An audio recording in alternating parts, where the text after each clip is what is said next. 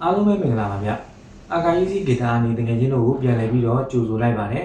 ်ကျွန်တော်ရဲ့အခမဲ့ပညာဒါနရတန်အခြေခံတီးခတ်နေလေးရာဆိုရင်ဖြစ်ကျွန်တော်အခုလိုတင်ပေးခဲ့တာ lesson ကျွန်တော်တို့ရှေ့မှာခွန်လေးရောက်ပါပြီပေါ့နော်အခုတခါကျွန်တော်တို့ရှေ့ကိုတင်ရမှာဖြစ်ပါတယ်ပေါ့နော်ကျွန်တော်ပြောချင်တာကအခုမှစပြီးတော့ဝင်ရောက်လေ့လာမယ့်တကယ်ချင်းတွေက lesson 1ကိုယဉ်ကြည့်ပါကြည့်ပြီးတော့မှ lesson 1ကိုကျွန်တော်တို့တိတိကျကျလေးလေ့ကျင့်ပြီးပိုင်ဝိုင်းဆိုတော့မှ lesson 2ကိုကြည့်ပေါ့နော်ကျွန်တော်2ကနေ3ကနေ4ကျွန်တော်တို့အဆင့်ဆင့်ဒီပုံစံတိုင်းလေးလေ့ကျင့်ရမှာဖြစ်ပါတယ်ပေါ့နော်ကျွန်တော်1ကိုမရသေးဘဲနဲ့2ကိုကြော်ပြီးတော့4မကျင့်ပါနဲ့ပေါ့နော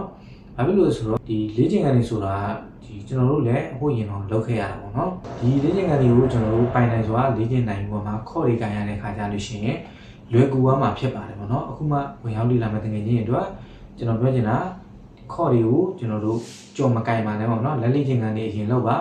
အရှိမလက်လေးတွေအတမတအောင်ရင်လုပ်ပါပေါ့နော်ဒီအဲ့ဆိုလို့ရှိရင်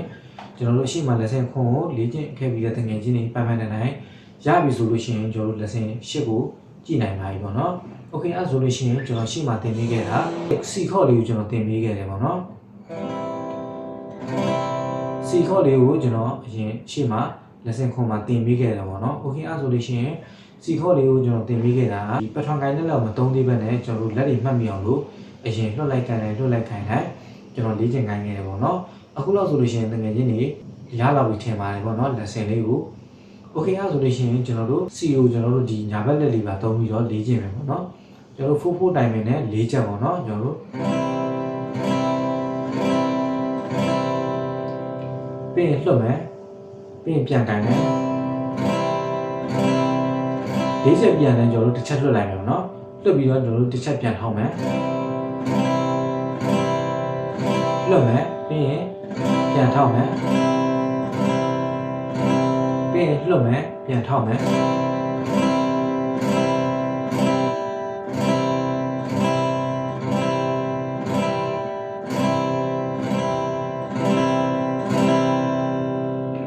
အခုမှကျွန်တော်တို့စပြီးတော့လေ့ကျင့်မှာဖြစ်တဲ့အတွက်အရန်အမြန်ကြီးလေးမကျင့်တယ်ပေါ့နော်ကျွန်တော်တို့အနည်းဆုံးလေးကနေစပြီးတော့လေ့ကျင့်မှာဖြစ်ပါတယ်ပေါ့နော်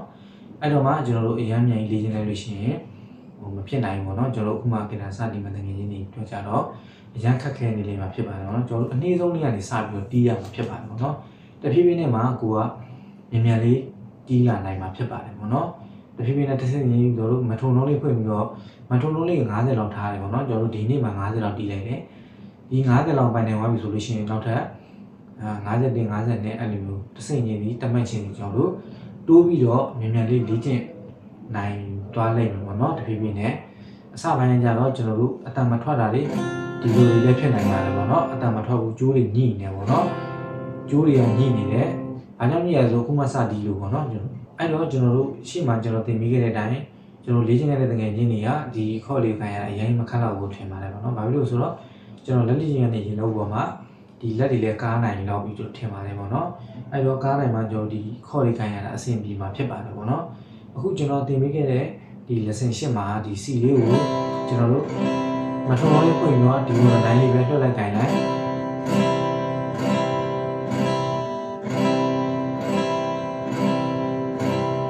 ဒီပုံစံတိုင်းလေးပဲကျွန်တော်တို့ဖြည်းဖြည်းချင်းလေ့ကျင့်သွားပါကျွန်တော်တို့နောက်ထပ်အရှိမကျွန်တော်နောက်ထပ်ခေါ်တွေထပ်တင်ပြီးမှဖြစ်ပါတယ်တင်ပြီးတော့တချင်းဆိုတဲ့ပုံစံလေးတွေပါကျွန်တော်တင်ပြပြီးမှဖြစ်ပါတယ်ပေါ့နော်ပြီးရင်ကျွန်တော်တို့လက်ခတ်တွေရောရှေ့မှာတဆင့်ချင်းကြီးတဖြည်းဖြည်းနဲ့အကုန်လုံးလာမှာဖြစ်ပါတယ်ပေါ့နော်ကျွန်တော်ပြောနေတာပတ်စံကုန်ခံပြီးတော့သင်တန်းတွက်တက်ရင်ကျွန်တော်ဒီခေါ်တွေနဲ့ဒီလက်ခတ်တွေပဲတီးရမှာဖြစ်ပါတယ်ပေါ့နော်အကယ်၍သင်ငယ်ချင်းတို့က professional ကြတီးခြင်းနဲ့ဆိုခြင်းနဲ့ဆိုလို့ရှိရင်တော့ကျွန်တော်တို့တကယ်ဆရာကြီးစီတွက်တက်ပေါ့နော်ကျွန်တော်တော့အရန်ဆရာကြီးတော့မဟုတ်ပါဘူးဒါပေမဲ့ကျွန်တော်တိတက်တဲ့ဟာလေးကို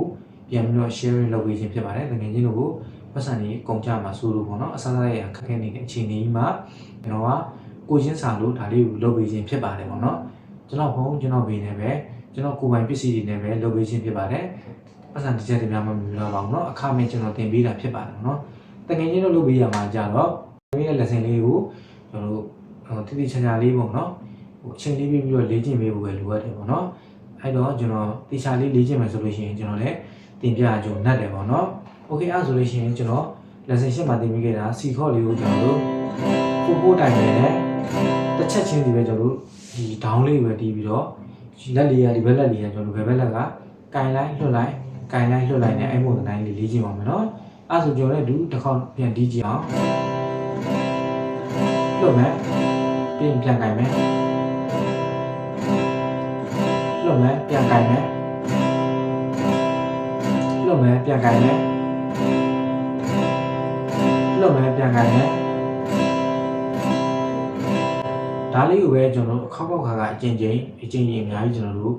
ဟိုထပ်တလဲလဲလေ့ကျင့်နေရမှာဖြစ်ပါတယ်ပေါ့နော်ဒါကြီးပဲလေ့ကျင့်နေရလို့မပြင်းပါနဲ့ပေါ့နော်ကျွန်တော်တို့ဒါလေးကိုရှေ့မှာနောကြအောင်လေ့ကျင့်ရခင်မှာနောက်ပိုင်းကျရင်တချင်းနေတီးတဲ့ခါကျလို့ရှိရင်ပို့ပြီးတော့လွယ်ကူမှာဖြစ်ပါတယ်နော်ပို့လေ့ကျင့်တဲ့လူကပို့ပြီးတော့အဆင်ပြေမှာလွယ်မှာတက်မှာဖြစ်ပါတယ်ပေါ့နော်မလေ့ကျင့်တဲ့လူကတော့မတက်ဘူးပေါ့နော်ဒါလေးကတော့ကျွန်တော်တို့တဘာဝပဲပေါ့နော်โอเคအဲ့ဆိုလို့ရှိရင်ကျွန်တော်တင်ပြပေးခဲ့တာ